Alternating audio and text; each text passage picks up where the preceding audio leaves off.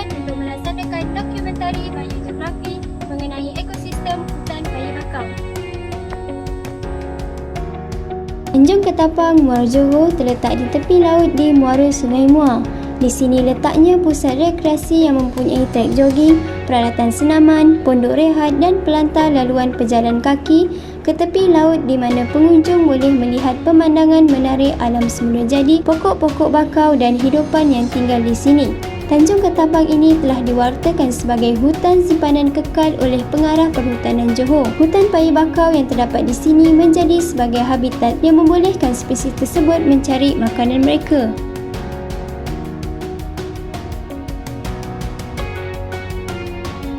Malaysia sebuah negara tropika yang mempunyai pelbagai jenis hutan seperti paya bakau yang merupakan kumpulan utama hutan tropika. Ia terbentuk daripada sekumpulan khusus tumbuhan yang hanya boleh didapati di sepanjang pesisir pantai yang cetek serta di muara sungai berlumpur. Pada umumnya, tumbuhan ini hidup di kawasan yang mengalami air pasang surut. Komuniti tumbuhan ini sangat kompleks serta mempunyai ekosistem yang produktif dengan pelbagai fungsi seperti melindungi pinggir pantai, mengurangkan kadar hakisan dan menjadi habitat bagi benih-benih hidupan akuatik. Disebabkan Tanjung Ketapang merupakan kawasan muara sungai yang berlumpur, maka kawasan ini kaya dengan ekosistem hutan paya bakau. Dalam biogeografi, faktor bukan fizikal terhadap penyebaran organisma di atas bumi ini apabila organisma itu sendiri berkeupayaan untuk menyesuaikan diri dengan persekitarannya untuk menjamin kelangsungan hidup dan populasinya. Pokok bakau teradaptasi dengan persekitaran seperti tekanan air tinggi, kemasinan dan kekurangan air tawar melalui pembinaan adaptasi akar mekanikal untuk mencengkam pada tanah lembut, formasi akar pernafasan dan struktur pengudaraan, kaedah pembenihan yang istimewa iaitu vivipari, kepelbagaian kaedah sebaran benih, pembinaan struktur aeropatik iaitu ciri morfologi dan fisiologi yang mampu hidup dalam persekitaran defisit air tawar. Pokok bakau mempunyai sistem adaptasi yang baik terhadap persekitaran melalui akar-akarnya seperti akar jangkang, akar banir, akar pernafasan dan akar lutut. Selain itu, pokok bakau juga mempunyai sistem adaptasi yang tinggi terhadap tekanan fisiologi seperti kemasinan dan keadaan kurang oksigen. Contohnya, pokok Agiceras mempunyai kelenjar rembesan garam pada daunnya, manakala pokok Avicennia pula menghasilkan jumlah akar pneumatofor yang banyak pada permukaan air untuk bernafas.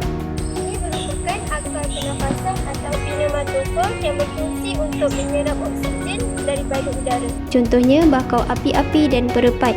Pokok ini tumbuh di bahagian pinggir paya di dalam lumpur iaitu zon lapisan pertama tumbuhan menghadap ke laut. Permukaan tanah terdedah hanya dalam satu tempoh masa yang pendek ketika air surut. Akarnya tumbuh mendatar dalam lumpur dan mengeluarkan cabang-cabang tegak yang tumbuh ke atas. Akar-akar yang tegak ini ialah organ pengudaraan.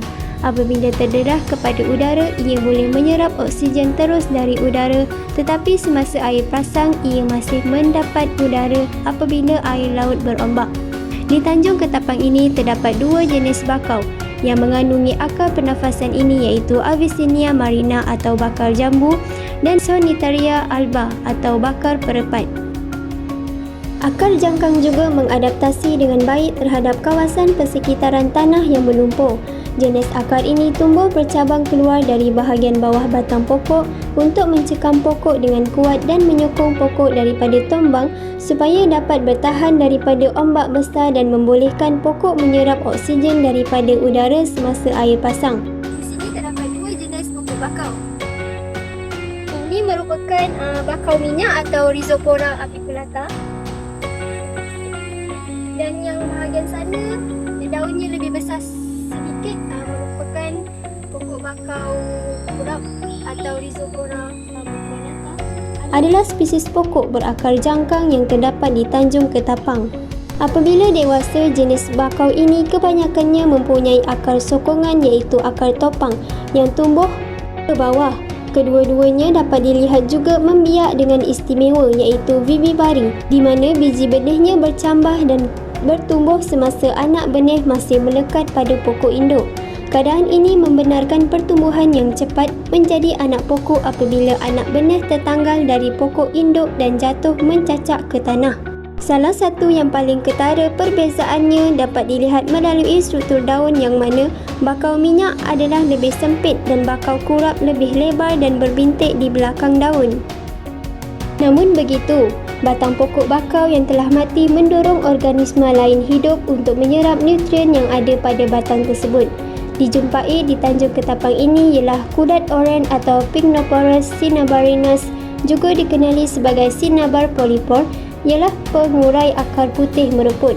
Ia sejenis saprofit, iaitu organisma yang hidup dengan memakan bahan-bahan organik yang telah mati dan reput. Permukaan daun dan yang mempunyai reaksi positif dengan kalium hidroksida.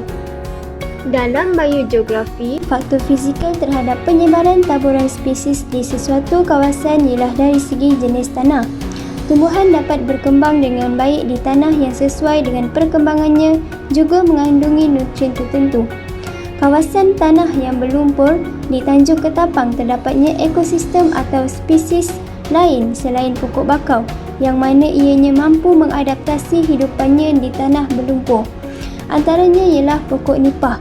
Ia berfungsi sebagai pengimbang ekosistem dan berperanan sebagai zon penampan hakisan dan pembiakan hidupan air seperti ikan. Daun nipah yang panjang dan lembut, batangnya menjala di tanah membentuk rimpang yang terendam oleh lumpur. Hanya susunan daun yang muncul di atas tanah sehingga nipah nampak seolah-olah tidak berbatang. Penyebarannya berlaku melalui jatuhan buahnya yang mengalir di arus air dan bergerak ke lokasi baru. Kepupusan nipah termasuk jenis tumbuhan yang terancam disebabkan gangguan alam seperti angin dan banjir, dan juga haiwan seperti monyet, tikus dan babi hutan. Penyakit yang biasa menyerang tanaman ini ialah jamur yang menyebabkan pertumbuhannya terganggu, tangkai buahnya cepat rosak dan membusuk. Selain itu, spesies pakis bakau yang sering dijumpai di paya bakau daratan iaitu piai raya atau Acrostichum aerium. Spesies ini hidup di ekosistem akuatik seperti dalam keadaan yang serupa dengan makrofit. Sistem akar herring yang tahan banjir dan berkemampuan menyesuaikan diri pada lapisan lembab dan berupaya mengekstrak unsur mineral dalam air tawar dan air masin. Penyebaran spesies ini dapat dilihat melalui dua cara, iaitu fotosintesis dan pembiakan. Hasil fotosintesis menunjukkan warna hijau kuning di kawasan basal dan keemasan di zon apikal pada daunnya. Pembiakan pula menunjukkan belakang perbatasan mempunyai struktur subur, khususnya di kawasan apikal yang mana sporanya muncul. Selain itu, terdapat juga spesies Acanthus ilicifolus, biasanya dikenali sebagai bakau suci, yang merupakan spesies pokok rene atau herba. Penyesuaian morfologi dan anatomi pokok dilihat dengan pembiakan batang bawah dengan batang bercabang tanpa had, mempunyai akar tangkai yang memberi sokongan tambahan pada batang utama dan melindunginya dari bencana seperti hakisan, gelombang ombak dan sebagainya. Daun pokok ini sangat tebal dan berkilat kerana adanya lapisan lilin, margin daun halus, tetapi bilah daun berduri dan bunganya bisexual, dan seluruh badan tumbuhan adalah mucoligenous iaitu berlendir. Secara anatomik, daun pokok ini menunjukkan epidermis berlapis-lapis yang biasanya memberi kekakuan pada daun dan mengelakkan daun mengecut. Epidermis berbagai lapisan membantu mengurangkan kadar transpirasi yang merupakan penyesuaian xerophyte, iaitu mengadaptasi terhadap persekitaran yang sedikit air dan kering yang menyokong kedudukannya di kawasan daratan paya bakau yang berlumpur. Daunnya mengandungi tisu penyimpan air berdinding nipis di kawasan hypodermal. Terdapat hubungan penyesuaian yang jelas antara kemasinan tanah dan kemunculan ciri-ciri sukulen pada tanaman ini.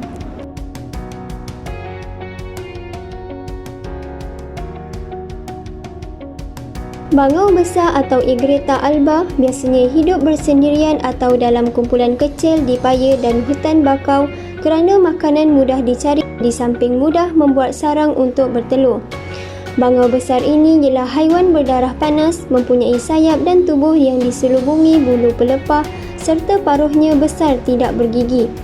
Burung bangau besar selalu memburu ikan kecil, ketam dan haiwan air yang kecil yang dijumpainya di dalam lumpur paya bakau.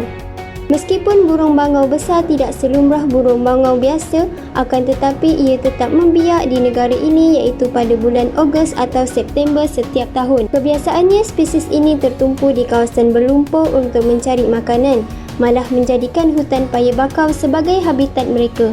Penyesuaian khas kaki panjang untuk mengembara dan mata tajam yang dirancang untuk cengkam mangsa yang sifatnya licin. Leher regret yang hebat seperti semua burung bangau mengandungi vertebra yang memberikan leher burung itu berbentuk S yang khas dan yang memberi burung untuk bergerak dengan gerakan yang cepat. Burung upih atau milky stork spesies Macteria cinerea mengadaptasikan dirinya dengan memerlukan sebilangan besar pokok tinggi antara 8 hingga 10 meter untuk bersarang atau dijadikan sebagai habitatnya. Di Tanjung Ketapang terdapat burung upih bakau kerana habitatnya adalah dataran rendah, kawasan paya dan terutamanya sungai hutan bakau. Burung upih mempunyai bulu yang berwarna putih kecuali bulu kepak dan ekornya yang berwarna hitam dengan kelabu berkilauan. Ia mempunyai ketinggian 91 hingga 95 cm. Paruhnya yang muncung adalah sama dengan burung botak dan berwarna kuning pudar dengan warna putih di hujung paruh. Warna burung upih ini kelihatan pudar jika dibandingkan dengan yellow-billed stork dari Afrika. Ia mungkin disebabkan oleh faktor cuaca. Kepupusan pokok bakau menyebabkan burung upih kehilangan habitatnya dan terpaksa bermigrasi ke tempat lain. Oleh itu, bangau besar dan burung upih kebiasaannya bermigrasi dari satu kawasan ke kawasan yang lain bertujuan untuk mencari makanan dan menjadikan hutan bakau sebagai habitat. Hal ini menunjukkan spesies tersebut mudah mengadaptasikan diri mereka di tempat yang baru. Spesies monyet makaka mulata boleh berkembang di pelbagai iklim dan habitat. Oleh itu, di kawasan hutan paya bakau Tanjung Ketapang dijumpai spesies ini yang biasanya menjadikan tumbuhan di muara sungai dan persekitarannya sebagai habitat. Makanan semula jadi mereka terdiri daripada buah-buahan, biji, akar dan serangga. Begitu juga persekitaran yang kaya dengan paya berlumpur membolehkan spesies ini memakan ketam dan organisma sungai yang lain. Namun, sebilangan besar spesies ini mendapati pokok bakau sedikit beracun dan tidak begitu sesuai untuk dijadikan sebagai tumpuan mereka mencari makanan. Kebiasaannya monyet ini akan memusnahkan pokok paya bakau dengan bersenggayut di dahan pokok, menyebabkan pokok rosak dan mungkin akan mati. Biawak air adalah salah satu jenis biawak yang bersaiz besar di dunia. Ia adalah haiwan berdarah sejuk dan kebiasaannya berada di perairan pasang surut sungai bakau serta berjemur di dahan pokok bakau yang terdedah. Ia memakan apa-apa sahaja yang dapat ditelan termasuk serangga, haiwan invertebrata, ular, ikan dan lain-lain. Ia juga memakan burung, tikus dan lebih suka makan bangkai haiwan dan sampah sarap. Biawak air menangkap makanan dengan mengejar dan memburu mangsanya, tetapi tidak melakukan serangan hendak. Ia mempunyai lidah berbelah dua seperti ular dan dapat menghidu bau mangsa dan bau-bau lain dengan menjulur lidahnya. Pengadaptasian biawak ini di kawasan hutan paya bakau dapat dilihat apabila ia memiliki cakar yang kuat dan tajam yang digunakan untuk menahan mangsanya atau mempertahankan diri, gigi bergerigi untuk menghiris daging, ekor yang ada untuk menangkal penyerang yang berterusan, dan badan berotot yang kuat. Biawak air aktif dan pandai berenang dengan menggerakkan ekornya dan sering berenang sehingga ke laut. Ia dapat menyelam selama setengah jam. Biawak air betina akan berpindah ke daratan yang lebih jauh dari muara sungai bakau untuk bertelur dengan menggali tanahnya sendiri atau mencari busur anai-anai. Ketam rebab atau fiddler crabs mempunyai warna yang menarik dan hidup di kawasan lumpur atau rawa garam yang hampir dengan garis air pasang surut. Kebiasaannya dijumpai tinggal di liang berhampiran tepi air. Dikenali fiddler crabs kerana ketam jantan mempunyai penyepit sebelah yang lebih besar, berfungsi untuk menarik perhatian ketam betina semasa musim pembiakan. Pengadaptasian spesies ini terhadap kawasan berlumpur dapat dilihat apabila ia menggunakan penyepit kecilnya sendiri untuk mencari sisa makanan seperti bahan tanaman yang membusuk dan sedimen paya garam. Selain itu, turut disesuaikan habitatnya dengan kadar kemasinan yang tinggi di samping memiliki insang untuk bernafas di dalam air dan mempunyai paru-paru primitif yang berkeupayaan hidup di darat. Selain itu, spesies hidupan akuatik seperti ikan belacak berkemampuan mengadaptasi kawasan muara pasang surut air sungai sebagai habitatnya. Ia termasuk dalam kumpulan haiwan amfibia iaitu dua alam yang boleh menggunakan sirip di dadanya untuk berjalan di atas tanah. Belacak amat sesuai hidup di muara sungai berlumpur di mana airnya sering pasang surut, bersembunyi di bawah rumput laut dan tumbuhan di pinggir muara sungai dan pantai. Ikan belacak akan kembali ke dalam air bagi mengisi air di dalam ruangan insangnya. Ikan belacak bernafas melalui membran yang terdapat di belakang mulut dan tekak, melalui kulit serta melalui insangnya. Ikan belacak mempunyai sirip pektoral yang kelihatan seperti sepasang tangan dan amat berguna untuk bergerak di kawasan berlumpur, manakala sirip pelvisnya berfungsi seperti penyedut dan digunakan ketika memanjat. Ruang-ruang insang diperbesarkan membolehkannya mengekalkan gelembung udara dan menutup rapat apabila haiwan itu berada di darat untuk memastikan insang sentiasa lembab.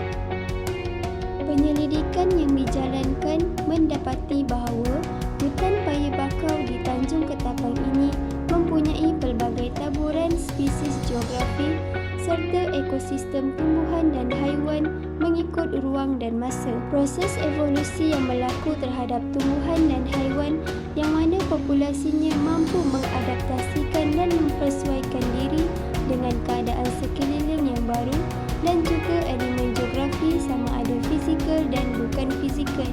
Selain itu juga, penyelidikan yang dilakukan ini dapat mendedahkan corak penyebaran spesies flora dan fauna, juga dapat mengenal pasti punca kepupusan yang melanda sesuatu spesies itu. Sememangnya, hutan paya bakau ini penting untuk mengekalkan pertumbuhannya disebabkan fungsinya yang istimewa dan keberadaannya menjadi habitat kepada spesies fauna.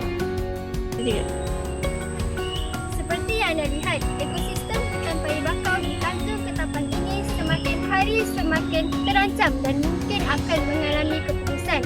Oleh itu, pihak berkuasa haruslah bertanggungjawab dalam memelihara dan memeliharanya agar ekosistem ini akan hidup lebih lama dan menjamin kekekalannya.